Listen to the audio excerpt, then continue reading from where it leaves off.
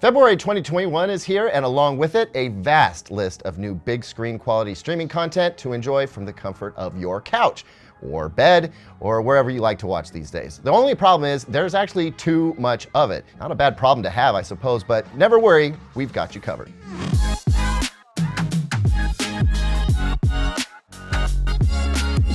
Welcome back, everyone. I'm Caleb Dennison, and this is a new series that covers what you should watch this month and what you might not want to bother with. Should you even consider pausing some of your streaming subscriptions to save some money?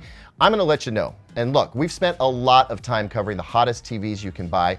Now let's take a moment to talk about the best content to watch on those TVs and whether you'll get it in 4K, HDR, Dolby Vision, Dolby Atmos, all of that. I aim to save you time and money, so let's get right into it. Real quick though, do you have a favorite streaming TV show or movie that you like to show off your new TV? Let us know about it in the comments. I'm super curious to see what you've been watching. Also, if you wind up liking this video, please slap it with a like and subscribe. Heck, you can do it right now. That way, those numbers let us know if we should continue with this series for you. As always, I thank you. Now, let's do this. I'm going to start with Netflix, which might not surprise you. I mean, biggest streaming service in the game, right? But what might surprise you is that it is actually kind of a slow month for Netflix, especially compared to the other streaming services I'm going to talk about in a moment. But there is one especially good movie on the way that I don't think you're going to want to miss.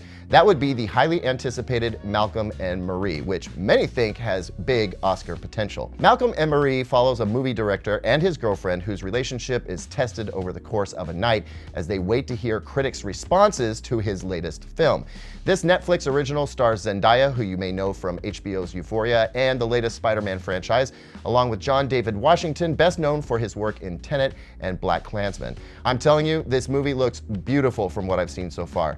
It's in black and white, which will look gorgeous on a high contrast TV, and since it's a new Netflix production, it should be in 4K and HDR as well. And speaking of production, this movie was made from financing to final edit entirely during the pandemic, which I personally find fascinating. As the trailer points out, this is not a love story. It's a story about love, and I can just feel the heartstrings getting tugged already. So for this movie alone, and also because it's Netflix, and because Netflix is rolling its new Shuffle Play feature out in the US this month, I'm going to say Netflix is a play for this month.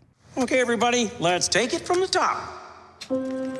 So if Netflix is having a slow month, Disney Plus is having a very strong one. And if we're talking Disney Plus, we have to talk about Wandavision.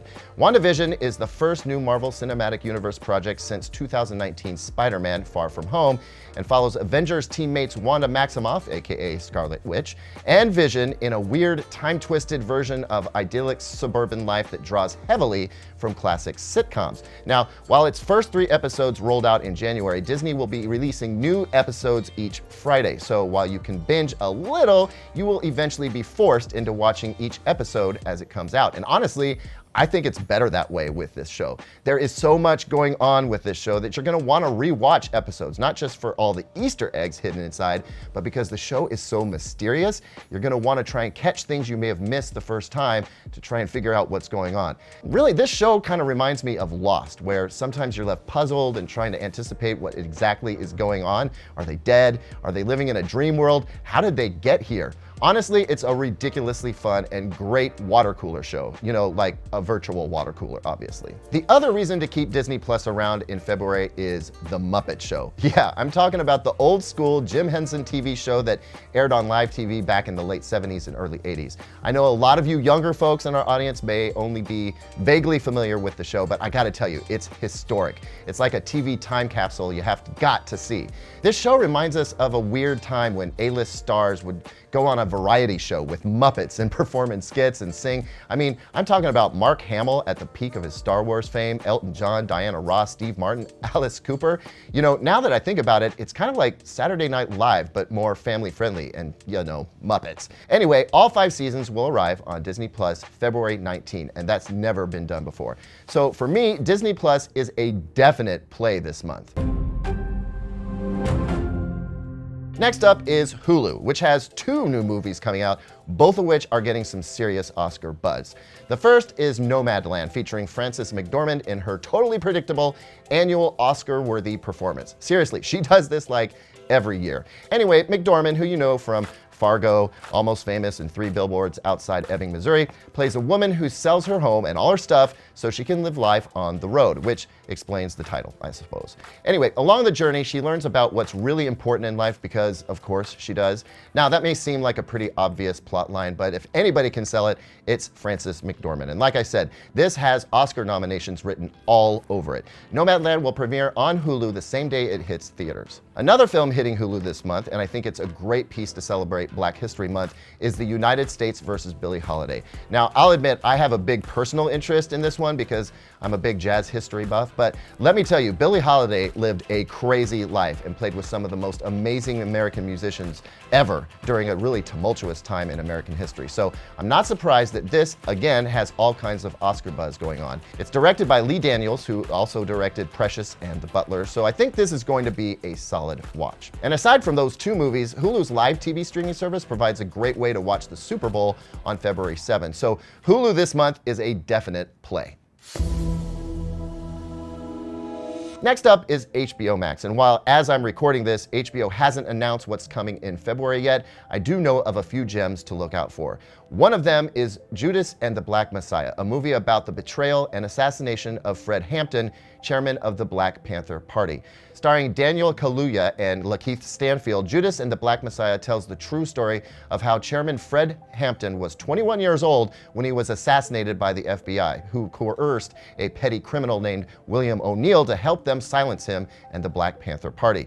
But they could not kill Fred Hampton's legacy, and 50 years later, his words still echo louder than ever. It's another great film to celebrate Black History Month and extremely relevant given what's going on in the world right now. The film will premiere in theaters and on HBO Max February 12, but it will only run on HBO Max for 31 days, so you'll want to get that in. Also, HBO's Tiger, which follows the roller coaster life of Tiger Woods, and I think that is a must-see 2-part series as well. HBO Max also just started doing 4K HDR with some of its newer stuff, so I'm hopeful that this title will also come out in that format. Also, HBO Max still feels fresh enough with its deep library of original series that you can always rewatch binge style. So for now, HBO Max is a play. But I can see pausing it at some point, at least until the next season of Westworld comes out, which is also a show you should catch up on, but be prepared to feel left hanging because it's unlikely we'll see season 4 this year due to the pandemic. As for Amazon, no details at the time I'm filming this, but let's be honest, if you have a Prime subscription, Amazon Prime Video comes with it, so are you really gonna pause that one? Then there's Peacock, which I get it, it has The Office, so you might wanna go with the ad-supported streaming version, but otherwise, I just don't see it being worth the money, so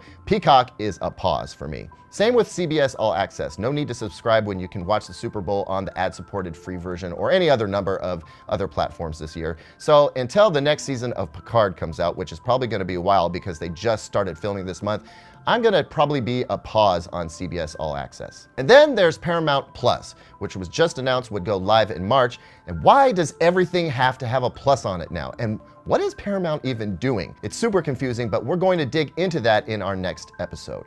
Thanks as always for watching, everyone. Like I said before, click that like button if you want to see more of these videos. Subscribe so you see us in your feed, and let me know in the comments if you'll be pausing any of your streaming subs this month.